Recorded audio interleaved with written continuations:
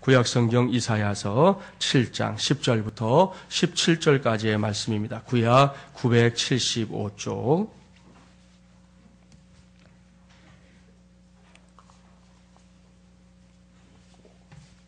구약성경 이사야서 7장 10절부터 17절까지의 말씀입니다. 975쪽입니다.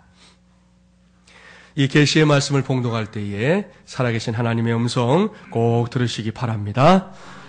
여호와께서 또 아하스에게 말씀하여 이르시되 너는 내 하나님 여호와께 한 징조를 구하되 깊은 데에서든지 높은 데에서든지 구하라 하시니 아하스가 이르되 나는 구하지 아니하겠나이다. 나는 여호와를 시험하지 아니하겠나이다 한지라. 이사야가 이르되 다윗의 집이여 원하건대 들을지어다. 너희가 사람을 괴롭히고서 그것을 작은 일로 여겨 또 나의 하나님을 괴롭히려 하느냐. 그러므로 주께서 친히 징조를 너희에게 주실 것이라. 보라 처녀가 잉태하여 아들을 낳을 것이요 그의 이름을 임마누엘이라 하리라. 그가 악을 버리며 선을 택할 줄 알 때가 되면 엉긴 젖과 꿀을 먹을 것이라. 대저 이 아이가 악을 버리며 선을 택할 줄 알기 전에 내가 미워하는 두 왕의 땅이 황폐하게 되리라. 여호와께서 에브라임이 유다를 떠날 때부터 당하여 보지 못한 날을 너와 내 백성과 내 아버지 집에 임하게 하시리니 곧 아수르 왕이 오는 날이니라. 아멘. 서로서로 축복해 주실까요? 하나님 나라 운동을 위한 마중물이 됩시다. 당신이 바로 하나님 나라의 국가대표입니다. 할렐루야. 오늘은 대강절 두 번째 주일입니다. 오늘도 저는 하나님 나라 운동을 위한 마중물이 되자라는 큰 주제하에 하나님의 말씀을 전하려고 합니다. 오늘은 7번째 시간인데요. 오늘은 고도소서 임마누엘이라는 제목으로 하나님의 말씀을 전하도록 하겠습니다. 17세기에 일본의 기독교 대박해 사건이 있었습니다. 그 사건을 배경으로 써진 침묵이라는 책이 있는데요. 그 책의 내용 가운데 이런 기록이 있습니다.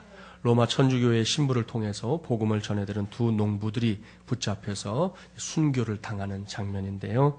그들은 많은 동네 사람들이 보는 앞에서 이 바닷가에 세워진 나무 십자가 위에 매달렸습니다. 시간이 지나니까 밀물이 몰려오지 않겠습니까? 얼마 후에 시커먼 바다는 그들을 송두리째 삼켜버렸고요. 그 두 농부는 외롭고 쓸쓸하게 그리고 고통스럽게 죽어갔습니다. 그러나 그들이 그렇게 신앙을 지키기 위해서 고통스럽게 죽어갈 때에도 하나님은 침묵하고 계셨습니다. 이 모든 사건을 해변가 언덕 위에서 숨어서 지켜보고 있었던 신부가 하나님의 침묵에 괴로워하면서 이렇게 탄식합니다. 하나님, 도대체 하나님은 지금 어디 계십니까? 하나님은 존재하는 것입니까? 존재하신다면 어떻게 이렇게 침묵하실 수 있습니까? 사랑하는 마중물이란 가족 여러분, 여러분은 이러한 탄식과 고통스러운 외침 어떻게 생각하십니까? 이것은 그저 책에 나오는 한 성직자의 탄식과 고통스러운 외침에 불과하다고 생각하십니까? 아니면 그것은 곧 나의 탄식이요, 나의 외침이라고 생각하십니까? 아마도 전자보다는 후자인 분들이 더 많을 거예요. 왜냐하면 우리 역시 믿음 안에서 이러한 탄식과 외침을 되낼 때가 종종 있기 때문입니다. 한 가지의 예를 더 들어보겠습니다. 하나님 당신께 실망했습니다 라는 책을 쓴 필립 얀시는 그 책에서 리처드라는 한 젊은이를 소개합니다. 그는 휘튼 신학대학원에 다니는 신학생이었습니다. 당시 그는 예수님을 믿은 지 얼마 되지 않았다고 했는데 벌써 신학생이 되어 있었습니다. 그리고는 이 욥기에 관한 자신의 책을 출판할 예정이라고 했습니다. 리처드는 자신의 책을 필립이 먼저 읽어봐 주었으면 좋겠다고 요청을 했어요. 이를 계기로 리처드의 원고를 읽게 된 필립은 깜짝 놀랐습니다. 예수 믿은 지도 얼마 안 된다는데 리처드의 통찰력과 성경을 읽는 눈이 너무나 뛰어났기 때문입니다. 결국은 그 책을 이제 출판해 주기로 하고 출판을 불과 며칠 앞두고 있었는데 리처드가 찾아왔어요. 리처드는 필립을 만난 자리에서 대뜸 나는 하나님을 증오합니다. 아니, 나는 하나님을 믿지도 않습니다. 그렇게 말하는 거예요. 필립이 얼마나 당황했겠습니까? 아무 말도 하지 못했습니다. 잠시 후에 리처드의 이야기가 이어집니다. 그는 부모의 이혼으로부터 시작해서 직장에서 당한 상사로부터의 부당한 대우를 장황하게 이야기했습니다. 약혼녀로부터 일방적인 파혼을 당한 자신의 처지와 건강상의 문제로 시작된 우울증에 걸려있는 현실을 이야기했습니다. 이런 상황에서 그는 하나님을 향해 손을 뻗었다는 것이죠. 나름대로 열심을 가지고 교회에도 계속 다녔습니다. 하지만 어느덧 그의 마음 속에는 냉소주의가 자리 잡았고 의심의 악성 종양이 온몸으로 퍼지기 시작했던 것입니다. 이런 과정에서 늘 이 리차드를 떠나지 않는 질문이 있었습니다. 그것은 사랑의 하나님 아버지께서 나로 하여금 왜 이토록 실망의 아픔을 뼈저리게 경험하게 하시는가라는 질문이었습니다.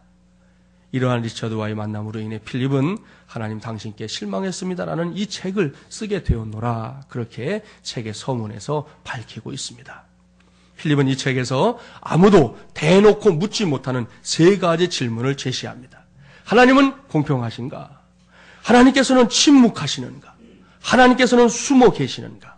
이 3가지 질문이야말로 믿음 생활을 하고 있는 우리를 가장 괴롭히는 문제이자 더 이상 양보할 수 없는 문제라는 것입니다.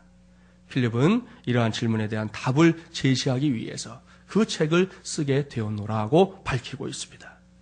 사랑하는 마중물이란 가족 여러분, 여기서 리차드의 고민을 기억하십시오. 앞에서 이미 말씀드린 대로 이것은 결코 그의 고민만은 아닐 것입니다. 지난 2001년에 일어났었던 9.11 테러 기억하시죠? 얼마 전에 10주년이 됐잖아요.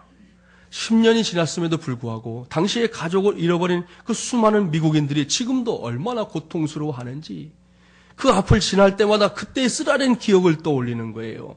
거기에서 정말 맥없이 죽어간 자기들의 가족이 떠올라서 통곡하는 거예요. 그들에게 그런 질문이 없겠습니까? 가까운 시간으로 말한다면 중국 스촨성의 이 참사 사건을 비롯해서 IT와 일본, 터키 등등에서 일어난 대지진에 연루된 가족들, 유족들, 이해할 수 없는 고민들을 갖고 있을 것입니다. 지난 1학기 때 영상을 통해 보여드렸잖아요. 묻지마 범죄로 인해 어이없이 세상을 떠난 이들의 유족들이 여전히 느끼고 있는 고통, 그들의 고민일 것입니다. 어디 그뿐이겠습니까? 그렇게 멀리 있는 사람들이 아닌 오늘 이 자리에서 예배하고 있는 우리 중에도 지금 리처드가 갖고 있는 이 고민에 휩싸인 분들이 얼마든지 있을 수 있습니다. 오늘 우리에게 주신 말씀을 펴보니까 거기에도 마찬가지예요.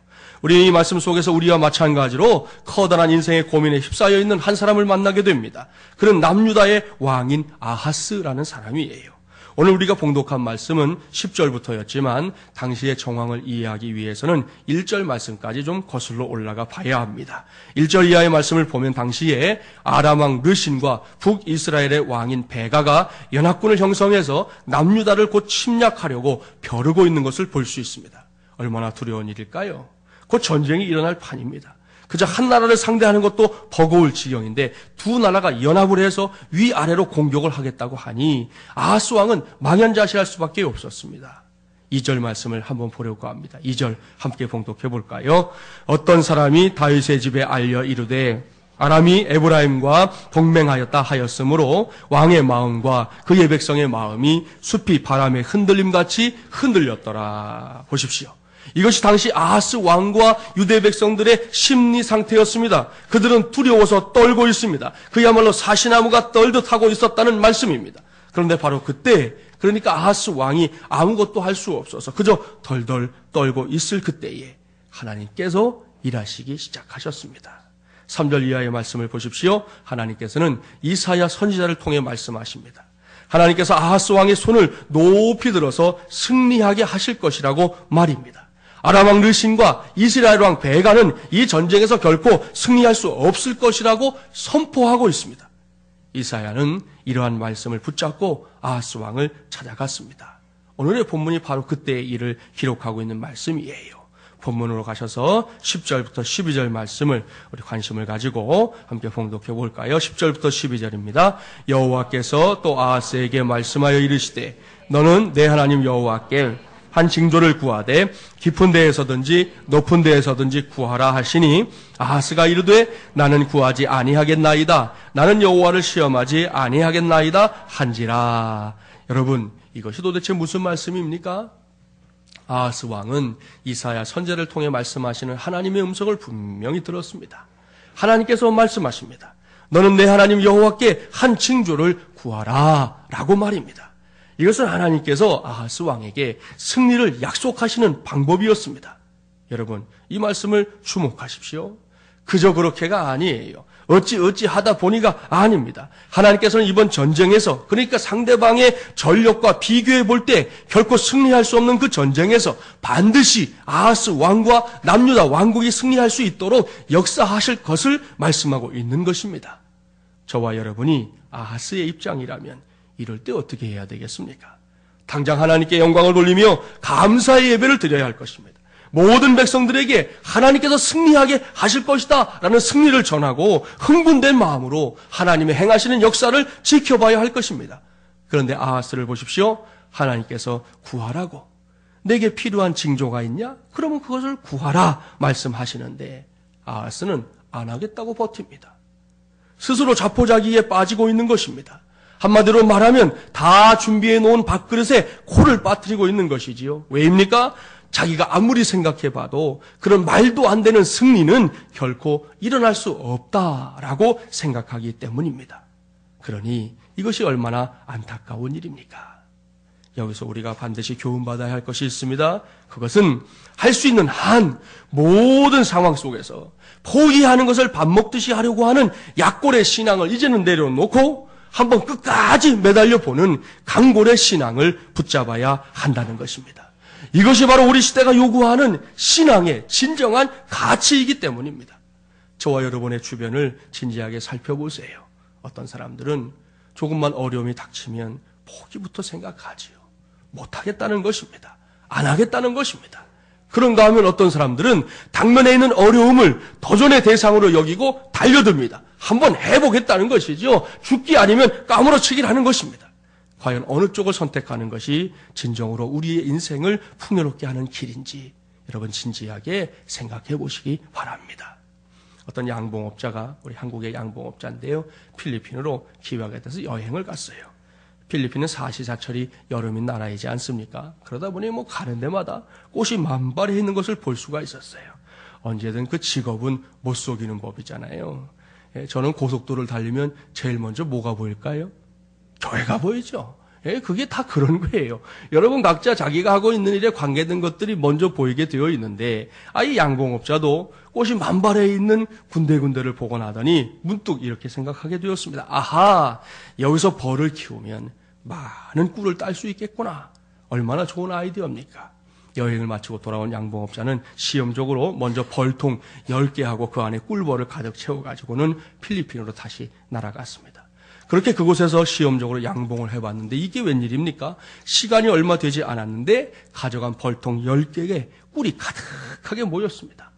양봉업자가 됐다 라고 외치면서 회제를 불렀습니다. 자기가 생각했던 대로 대박이 나는 사업을 할 수 있게 된 것이지요. 그는 서둘러 귀국해서 이번엔 아예 빚까지 져가지고 벌통을 100개를 사들고 필리핀으로 갔습니다. 첫 해가 지났습니다. 벌통 100개에서 2번이나 꿀을 따가지고 크게 수입을 올렸습니다. 양봉업자는 정말이지 신바람이 났어요. 얼씨구 좋다 신이 났지요. 얼굴에는 웃음꽃이 피어나고 주머니는 두둑해져 갔습니다. 이 정도 되니 어깨에 힘도 들어가는 거예요. 아무튼 사람은 견문이 넓어야 한다니까. 왜 진작 내가 이런 생각을 못했을까? 좀 늦긴 했지만 참 다행이다. 이런 생각들을 가지고 계속해서 그 일을 하는데 다음에 그러니까 사업을 시작한 지 2년째가 됐는데 문제가 생겼어요. 이상하게도 2년째 해에는 꿀을 한 번밖에 못 딴 것입니다. 도대체 왜 그럴까? 의문을 제기했지만 곧 잘 되겠지라고 생각하고는 시간을 보냈어요. 그런데 그 다음에 그러니까 3년째에는 더욱 큰 문제가 생겼습니다. 이번에는 꿀이 거의 모이지 않은 것이에요. 결국 그 양봉업자는 쫄딱 망하고 말았습니다. 그렇다면 이 양봉업자가 망해버린 이유가 무엇일까요? 그 이유는 이렇습니다. 꿀벌들이 꿀을 모으려고 하는 의도, 걔네들이 왜 꿀을 모으느냐? 그 의도 중에 으뜸은 꽃이 없는 추운 겨울을 잘 나기 위해서라는 것이죠. 이것이 한국의 꿀벌들이 갖고 있는 생각입니다. 그래서 따뜻할 때 꽃이 피어 있을 때 열심히 꿀을 모아두는 것입니다. 그런데 필리핀은 어때요? 꽃이 언제나 핀다는 거. 그러니까 필리핀은 겨울이 없다는 것을 꿀벌들이 그 땅에서 몇 년 살아보더니 터득을 해버렸어요. 본능적으로 알게 된 거예요. 여러분 이게 우리 주변에서도 얼마든지 찾아볼 수 있습니다. 여러분 요즘에 집에 여러분 모기 있어요? 없어요? 있어요. 여러분 예전 같으면 이맘쯤에 모기가 있나요? 없나요? 없는 게 정상이에요. 근데 모기가 있어요. 왜요? 요놈들이 배웠어요. 뭘 배웠냐 하면 추울 때는 무조건 사람들이 사는 대로 가면 된다. 요걸 배웠어요. 그래가지고는 우리 교회는 엘리베이터도 없는데 이놈들은 엘리베이터를 타고 막 20층, 25층까지 올라가서 살아요. 그렇죠? 얼마나 똑똑해졌는지 모릅니다. 모기들이. 굉장히 똑똑해진 거예요. 그렇게 만든 게 우리예요. 우리. 걔네들이 그렇게 본능으로 태어난 게 아니에요. 사람들이 그렇게 만들어 놓았는데 요 꿀벌들이 그걸 알아챈 거예요. 여기서는 농땡이 쳐도 괜찮구나. 겨울이란 놈은 절대 오지 않는구나. 그걸 알고는 꿀을 모아주지 않게 된 거예요. 그러니 망할 수밖에 없지요. 참 신비한 일입니다. 그런데 이러한 일은 그저 곤충들의 세상에서만 일어나는 것이 아니에요. 흔히 문화사에서 말하는 문명이라는 것은 자연환경이 좋은 곳이 아니라 자연환경이 열악한 곳에서 꽃피었다는 사실을 기억해야 합니다. 황하강 유역, 나일강 유역, 메소포타미아 유역, 인더스강 유역 등등 이 모두가 다 자연환경이 아주 열악한 곳들입니다. 그런 곳에서 사람들이 살아남기 위해 머리를 쓰고 노력하고 일하는 과정에서 우리가 소위 말하는 문명의 불길이 활활 타오라서 그 문명이 오늘날까지도 사람들을 감탄하게 만들고 있는 것입니다. 그렇습니다. 항상 여름인 나라에서는 결코 꿀을 오랫도록 얻을 수 없습니다. 꿀은 겨울이라는 악조건 때문에 얻을 수 있는 신비한 자연의 열매입니다. 만물의 영장으로 지음을 받은 우리 인생도 마찬가지예요. 물론 우리는 우리 속에 고통과 아픔이 없기를 소원하는 마음을 갖고 있습니다. 그것도 아주 간절하게 갖고 있습니다. 그러나 여기서 꼭 기억해야 합니다. 그러한 고통과 아픔이 없다면 저와 여러분의 삶은 곧 시들고 만다는 사실을 말입니다. 본문에 나오는 아하스 왕이 바로 이러한 사실을 알았어야 했습니다. 그래도 명색이 한나라의 왕이잖아요. 그런 사람이 코앞에 어려움이 닥쳐온 상황 속에서 먼저 자포자기하면 어쩌겠다는 것입니까? 바로 그때입니다. 아하스 왕이 승리의 징조를 구하라고 하시는 하나님의 말씀을 듣고도 난 안 합니다. 못합니다. 그런 거 못하겠습니다. 라고 포기하려고 했을 때 말입니다. 바로 그때 하나님께서 놀라운 징조를 스스로 약속해 주고 있습니다. 본문 14절 말씀 함께 봉독합니다. 14절입니다. 그러므로 주께서 친히 징조를 너희에게 주실 것이라. 보라, 처녀가 잉태하여 아들을 낳을 것이요 그의 이름을 임마누엘이라 하리라. 아멘. 할렐루야. 사랑하는 마중물리란 가족 여러분, 오늘은 이 말씀을 주목하셔야 합니다. 이 말씀을 우리 모두가 마음판 깊은 곳에 확실하게 새길 수 있기를 바랍니다. 그 전쟁이 벌어질 상황 속에서, 그 어렵고 힘든 역경의 상황 속에서 하나님께서 아하스 왕에게 허락하신 징조가 있습니다. 그것은 동정녀로부터, 한 처녀로부터 한 아들이 태어나게 될 것이라는 위대한 탄생의 약속입니다. 그리고 그렇게 해서 이 세상에 태어날 아기의 이름은 임마누엘이라 부를 것이라고 말씀하고 있습니다. 이 말씀은 그저 아하스 왕이 살던 시대에 국한된 말씀이 아닙니다. 오고 오는 모든 세대에게 약속하시는 우리 하나님의 위대한 언약입니다. 그리고 이 약속은 우리가 살고 있는 이 지구상에서, 이 땅에서 분명하게 실현되었습니다. 찾아볼까요? 마태복음 1장으로 갑니다. 신약 1쪽, 제일 첫 번째 책 마태복음 1장 22절부터 25절 말씀을 보려고 합니다. 마태복음 1장 22절부터 25절 말씀. 22절부터 25절 함께 봉독해 보겠습니다. 이 모든 일이 된 것은 주께서 선지자로 하신 말씀을 이루려 하심이니 이르시되 보라 처녀가 잉태하여 아들을 낳을 것이요 그의 이름은 임마누엘이라 하리라 하셨으니 이를 번역한즉 하나님이 우리와 함께 계시다 함이라. 요셉이 잠에서 깨어 일어나 주의 사자의 분부대로 행하여 그의 아내를 데려왔으나 아들을 낳기까지 동침하지 아니하더니 낳음에 이름을 예수라 하니라. 아멘. 무슨 말씀인지 아시죠? 예수님께서 이 땅에 탄생하셨을 때의 기록입니다. 그런데 예수님께서 탄생하기 전에 요셉은 하나님께서 구약시대, 그러니까 오늘의 본문에서 만날 수 있는 아하스왕 시대에 약속하셨던 이 처녀 탄생의 약속이 현실 속에서 이루어지게 될 것이라는 약속을 먼저 받았습니다. 그렇게 해서 이 세상에 태어난 아기에게 붙여질 이름은 임마누엘이 될 것이라는 약속까지 받았습니다. 그렇다면 그 이름의 뜻이 무엇입니까? 성경은 그 이름의 뜻을 매우 명확하게 알려주고 있습니다. 하나님이 우리와 함께 계시다. 바로 이것입니다. 할렐루야. 사랑하는 마중물리란 가족 여러분, 이것이 오늘 말씀을 시작하면서 우리가 제기했던 질문에 대한 하나님의 대답이라는 것을 오늘 아셔야 합니다. 앞에서 제기했던 질문들 떠오르십니까? 하나님, 도대체 하나님은 지금 어디에 계십니까? 하나님은 존재하는 것입니까? 존재하신다면 어떻게 이렇게 침묵하실 수 있습니까? 사랑의 하나님 아버지께서 나로 하여금 왜 이토록 실망의 아픔을 뼈저리게 경험하게 하시는 것입니까? 등등의 질문 말입니다. 이런 질문들에 대한 우리 하나님의 대답이 여기에 있습니다. 그것은 임마누엘입니다. 하나님이 우리와 함께 계시다. 바로 그것 말입니다. 그렇습니다. 이것이 하나님의 말씀이 성경이 언제든 어디에서든 저와 여러분에게 쉼없이 들려주는 답변이에요.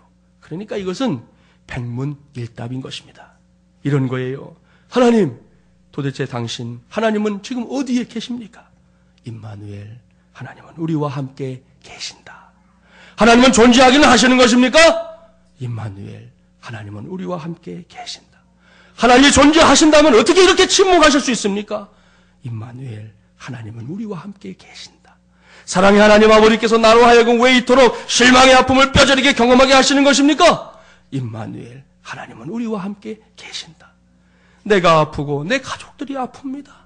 그런 경험들을 하는 것이 힘들고 가족들이 아픈 것을 보는 것도 너무나 큰 고통입니다. 왜 이래야 하는 것입니까? 도대체 나는 어떻게 해야 하는 것입니까? 임마누엘, 하나님은 우리와 함께 계신다. 할렐루야. 여러분이 제가 드린 질문 외에 다른 어떤 질문을 던져보아도 하나님의 대답은 한 가지예요. 임마누엘, 하나님은 우리와 함께 계신다. 오늘 우리에게 주신 말씀을 잘 보십시오. 하나님은 전쟁을 코앞에 두고서 두려워 떨고 있는 아하스 왕에게 바로 이 말씀을 들려주고 있습니다. 그리고 오늘은 이 혼란스럽고 버거운 세상을 살아가고 있는 우리 모두에게 동일한 말씀을 들려주고 있는 것입니다. 그러니 이것처럼 복된 말씀이 또 어디 있겠습니까? 임마누엘, 하나님은 우리와 함께 계신다. 이것이 하나님 말씀인 성경이 이 대강절 절기에 우리에게 강력하게 말씀하고 있는 객관적인 진리입니다. 이제 남은 것은 이렇게 선포된 객관적인 진리가 다른 사람이 아닌 내게, 바로 내게 주관적인 진리로 확인이 되어야 한다는 것입니다. 무슨 말씀인지 아시겠죠? 쉽게 말씀드리면 임마누엘의 약속이 그저 성경의 문자로만 혹은 내 주변에 있는 다른 사람들의 신앙에만 영향을 미치는 말씀 정도로 머물면 안 된다는 것이에요. 이 말씀이 바로 내게 주시는 말씀이 되어야 한다는 것입니다. 그래야만 이 말씀의 역사를 내가 체험하며 살 수 있는 거 아니겠습니까? 이것이 우리 신앙에 있어서 매우 중요한 이슈이기 때문에 이제부터 임마누엘이라는 이 객관적인 진리를 주관적인 진리로 삼을 수 있는 길을 가르쳐 드릴게요. 성경 한 곳 찾아야 합니다. 요한복음 14장으로 가겠습니다. 신약 171조. 요한복음 14장 8절부터 11절까지의 말씀을 보려고 합니다. 요한복음 14장 8절부터 11절, 신약 172조, 1조 함께 봉독해 볼까요? 빌립이 이르되 주여 아버지를 우리에게 보여주옵소서. 그리하면 족하겠나이다. 예수께서 이르시되 빌립아, 내가 이렇게 오래 너희와 함께 있으되 내가 나를 알지 못하느냐? 나를 본 자는 아버지를 보았거늘 어찌하여 아버지를 보이라 하느냐? 내가 아버지 안에 거하고 아버지는 내 안에 계신 것을 내가 믿지 아니하느냐? 내가 너희에게 이르는 말은 스스로 하는 것이 아니라 아버지께서 내 안에 계셔서 그의 일을 하시는 것이라. 내가 아버지 안에 거하고 아버지께서 내 안에 계심을 믿으라. 그렇지 못하겠거든 행하는 그 일로 말미암아 나를 믿으라. 아멘. 이 말씀을 보면 우리가 하나님께서 우리와 함께 하신다는 사실을 객관적으로는 물론이고요, 주관적으로도 분명하게 알 수 있는 확실한 방법이 있어요. 그것은 바로 예수 그리스도를 저와 여러분이 만나는 것입니다. 예수님께서 이 세상에 오셨다는 사실로부터 시작해서 공생의 삶을 통해 들려주셨던 말씀들을 듣고 그때 행하셨던 수많은 기적들을 믿음의 눈으로 보고 확인하는 것, 바로 여기에 하나님께서 우리와 함께 계신다는 사실을 주관적으로 받아들일 수 있는 길이 있는 것입니다. 그렇기 때문에 요즘 교회가 지키고 있는 이 대강절 절기가 우리 모두에게 매우 중요한 것입니다. 우리는 이 대강절 절기를 통해 나를 위해 이 세상에 오신 아기 예수님을 반드시 만나야 합니다. 그 만남으로부터 객관적인 신앙에 근거한 주관적인 신앙이 시작되기 때문입니다. 그 만남을 시작으로 예수 그리스도께서 이 세상에 오셔서 행하신 모든 일들, 특별히 십자가 사건이 나를 구원하기 위한 것이었다는 사실을 확실하게 깨닫게 되고 믿게 되면 그때 우리 모두는 알게 됩니다. 임마누엘, 하나님은 나와, 하나님은 우리와 함께 하시는 하나님이시구나라는 사실을 확실하게 믿게 되는 것입니다. 이것은 우리의 상황이나 처지에 따라 좌우되지 않습니다. 하나님께서는 우리의 모든 상황 속에, 우리의 모든 처지 속에 함께 계십니다. 여러분, 순풍의 길을 갈 때 하나님이 함께 계신다면 때로 역풍을 만나도 그 자리에 하나님은 함께 계시는 것입니다. 여러분, 모든 일들이 일사천리로 풀려나갈 때이든 사사건건 걸림돌에 걸려 넘어지든 간에 하나님은 여러분과 함께 하십니다. 소위 말하는 잘 나갈 때이든 사방팔방에 다 막힌 것 같을 때이든 하나님은 여전히 여러분과 함께 하십니다. 이것을 아는 것이 복이에요. 이것을 깨닫는 것이 복이에요. 이것을 믿는 것이 복입니다. 저와 여러분 모두가 바로 그러한 복의 주인공들이 되시기를 주님의 이름으로 축복합니다. 옆에 계시면 축복해 주세요. 당신의 하나님이 당신과 임마누엘 하십니다. 참 좋으시겠습니다. 할렐루야. 네, 어느 목사님이 신학교 졸업반 때 일이에요. 제주도 요즘에 많이 가시더군요. 예, 7대 경관에 들어가면서부터 그냥 뭐 많은 분들이 간다고 그래요. 얼마 전에 일본에서 1000명이 왔대잖아요. 한 팀이 1000명. 하여튼 제주도가 잘 살면 우리나라에도 도움이 되겠죠. 아무튼 이 제주도로 졸업여행을 갔는데 그때 마침 3살 먹은 큰아이를 데리고 함께 갔습니다. 마지막 날엔 이 한라산을 등반하기로 예정되어 있었습니다. 당시 전도사님이셨던 그분은 어린아이를 동반한 관계로 서울에서 출발할 때부터 아예 나는 얘 데리고 한라산 등반 못하니까 하지 말아야겠다 생각을 하고는 뭐 등산화 하나 준비하지 않고 그냥 가죽 구두 신고 출발했습니다. 마지막 날 이제 숙소를 출발한 버스가 한라산 1500m 고지에 도착한 것은 아침 8시 30분이었습니다. 그런데 전사님의 생각과는 달리 버스가 시내로 되돌아가지 않고 일행이 전원 하산할 때까지 그 주차장에 대기했다가 거기서 곧장 공항으로 간다는 거예요. 원래 전사님 생각은 시내에 나가면 이제 아들과 함께 이렇게 뭐 구경도 하고 쇼핑도 하고 이제 이러려고 했는데 그 계획이 이제 무산된 거죠. 그렇다고 버스에서 할 일 없이 저녁이 되기까지 기다리는 것도 이것도 문제잖아요. 전사님은 이제 심심풀이로 아들의 손목을 잡고 야, 우리 산이라도 좀 올라가 보자 하고 산길을 오르기 시작했어요. 처음에는 웬만큼 오르다가 그냥 내려올 생각이었습니다. 그런데 얼마 오르지 않았는데 벌써 그 산행을 포기하고 내려오는 사람들과 이제 마주치게 됐어요. 근데 그렇게 마주치면 그분들이 한결같이 쑥스러운 표정을 짓더라는 거죠. 땅을 보고 지나가고 딴 데 보고 지나가고 그 표정은 그런 거잖아요. 아유, 내가 이게 등산도 못한다는 거 다 티냈네. 뭐 이런 분위기 아니겠어요? 그래서 이분도 생각한 거예요. 나도 중도에서 내려가면 저런 표정일 수밖에 없겠구나 생각하면서 기왕에 시작한 거니까 한라산 정상까지 내가 오르고야 말리라 결심을 하게 됐습니다. 그런데 이제 3살 된 아들이 제대로 걸을 리가 없잖아요. 전사님은 아들을 등에 업고 이제 산에 오르기 시작했습니다.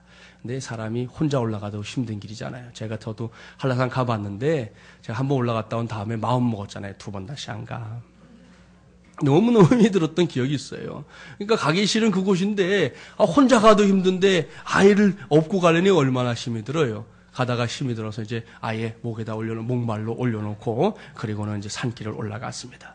구두를 신는 채 아이를 목말 태워서 산에 오른다는 게 얼마나 어려웠겠습니까? 점심시간 후에 한 전도사님이 도시락을 처분하고 나서 그 도시락을 담아갔던 빈 배낭을 빌려주었습니다.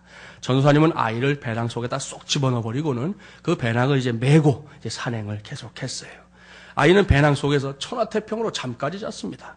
그렇게 백록담까지 올라갔다 내려오니까 오후 5시 30분이었습니다. 백록담에서 휴식을 취한 30분을 제외하면 무려 8시간 30분이나 아이를 메고 등반을 했던 것입니다.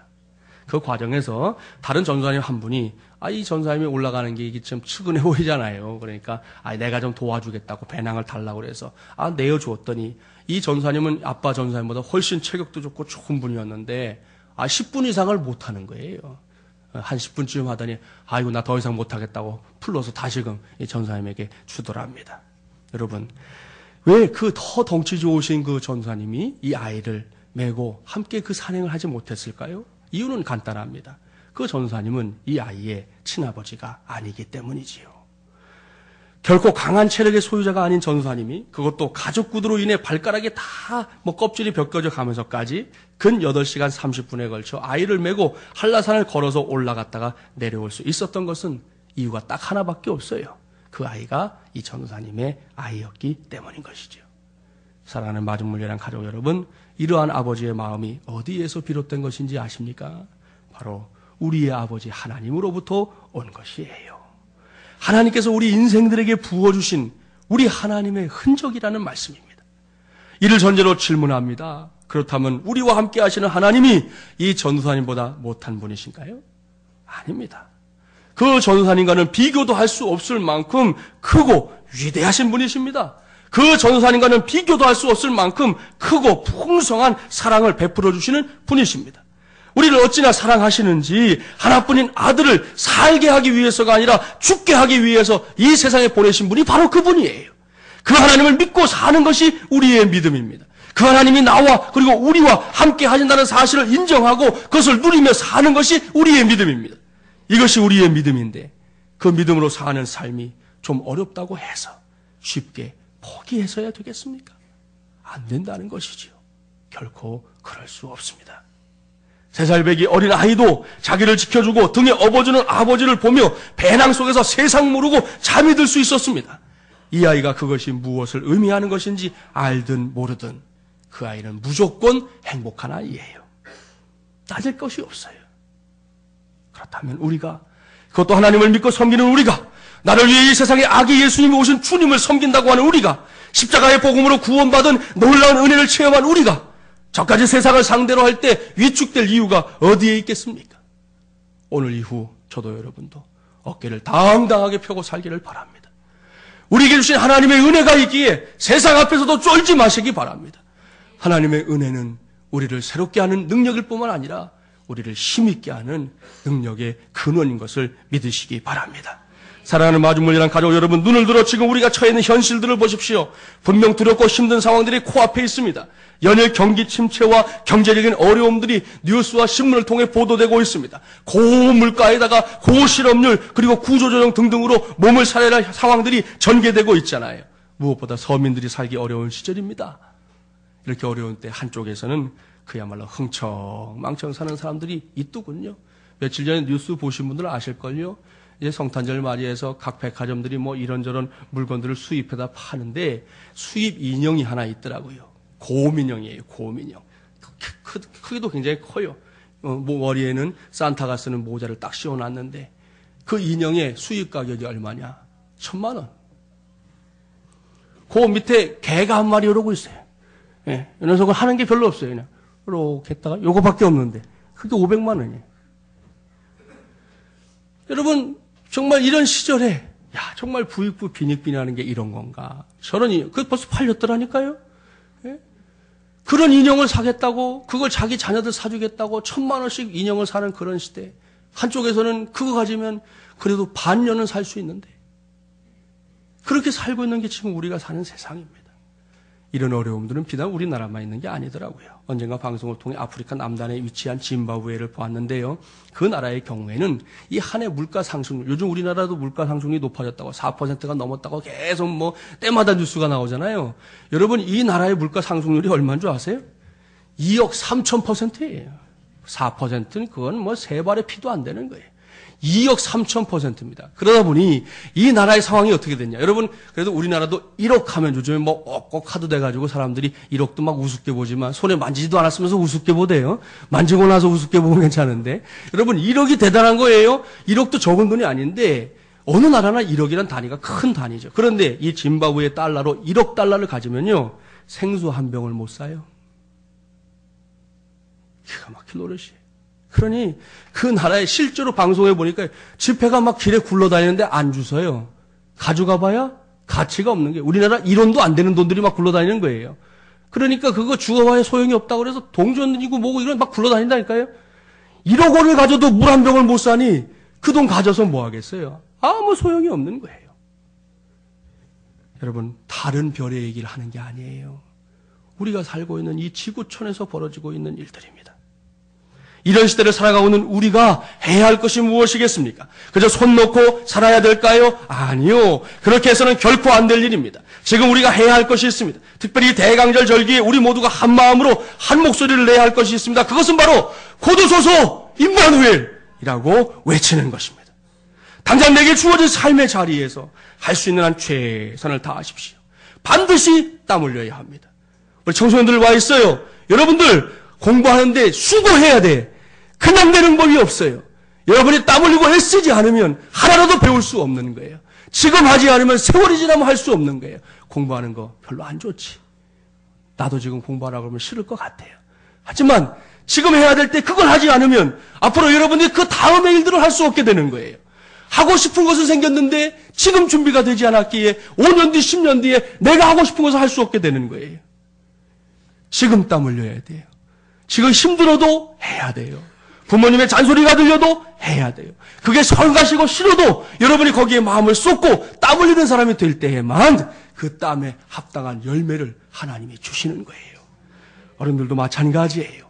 여러분의 삶의 자리에서 예수 믿는 사람들은 무의도식하는 거 아닙니다. 절대로 하나님 원하지 않습니다.